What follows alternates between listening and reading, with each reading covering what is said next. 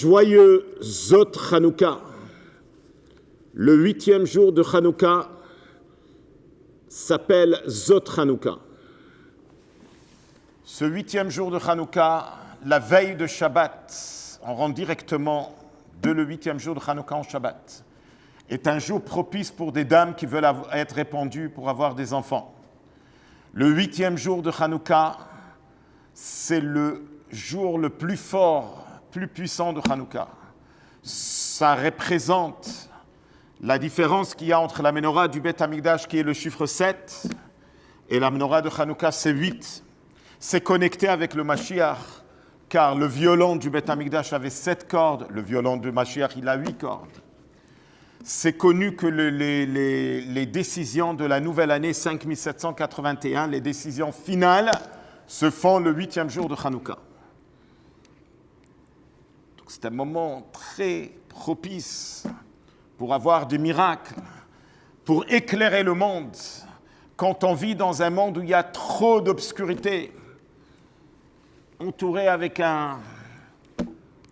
ce Covid-19, nous devons, notre message qu'on prend avec nous Hanouka, ce n'est pas qu'on dit au revoir à la fête de Hanouka.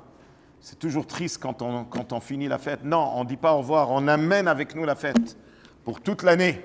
On prend des forces. Comme il dit le Ramban, Nachmani hanerot halalu enam betelim leolam, ce sont des bougies qui ne peuvent jamais être annulées.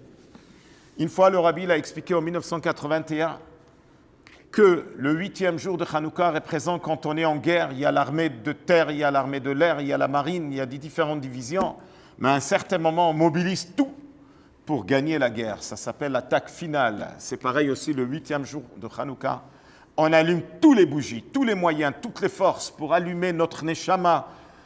Et c'est comme ça qu'on fait la guerre finale pour gagner contre le Yetzer Hara, contre le Satan. Donc profitons de ce moment unique pour se renforcer dans Ner Mitzvah ve Torah Or, la mitzvah qui est comparée à la bougie et la Torah comparée à la lumière. Se renforcer que quand on sait qu'il y a une grande obscurité dans le monde, la seule façon de gagner la guerre, c'est d'ajouter de la lumière. Ça veut dire, une histoire qui est arrivée, je voudrais partager avec vous, avec une personne, une dame qui était mariée avec un non-juif.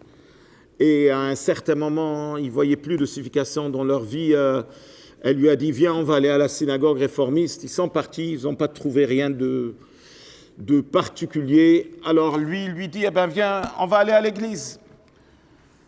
Et entre-temps, elle a vu une annonce pour une conférence. Elle est partie entendre Madame Breina Scheifer pour une conférence. Après la conférence, elle est partie voir la madame. Elle lui a dit, je m'en vais dimanche à l'église et je vais me convertir. Madame Scheifer ne l'a pas reproché. Elle ne lui a pas dit, c'est grave ce que vous faites. Elle lui a offert un bougeoir. Elle a allumé, vendredi, elle a allumé les bougies de Shabbat. Et elle n'est pas allée à l'église. Et tout a changé dans sa vie. À tel point que quand elle est décédée, son mari, il ne savait pas est-ce qu'il va l'enterrer dans quel cimetière, mais quand il a vu cette bougeoire, il a dit non, elle mérite d'être enterrée dans un cimetière juif. Ça veut dire quand tu as un problème où tu dis à la personne non, c'est grave ce que tu fais, ou tu lui demandes, tu sais quoi, fais une mitzvah de plus. Quand on allume de la lumière automatiquement, elle chasse l'obscurité. Comme il dit dans le fameux livre de Tanya, Me'at or docher bechosher. C'est ça le grand message qu'on doit prendre avec nous quand on fait face à une grande obscurité. Il faut à tout prix ajouter dans la lumière. J'ai reçu un appel ce matin d'une dame ici à Montréal qui est décédée et sa sœur a décidé qu'elle veut se faire incinérer.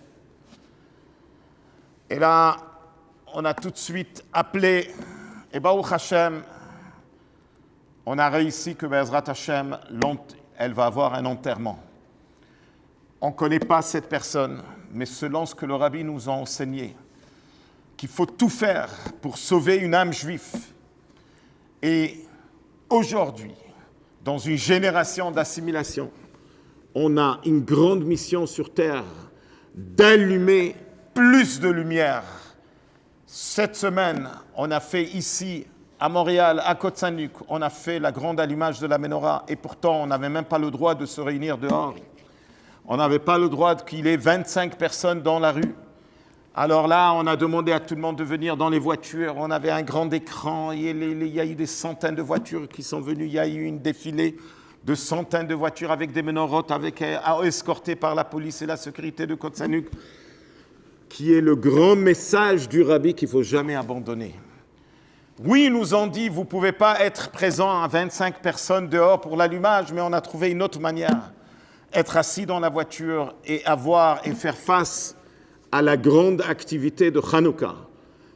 Et donc, prenons ce soir avec nous, prenons cette journée, le 8e jour de Hanouka, prenons cette force, cette puissance de ne jamais, on dit to never give up, jamais abandonner, toujours en avant et seulement quand on ajoute de la lumière, comme le prénom de la paracha, Yosef Hatzadik, qui était aussi dans un niveau tellement bas. Et regardez, dans cette paracha, il est devenu le roi. Il contrôlait l'Égypte et il contrôlait le monde entier. Shabbat Shalom.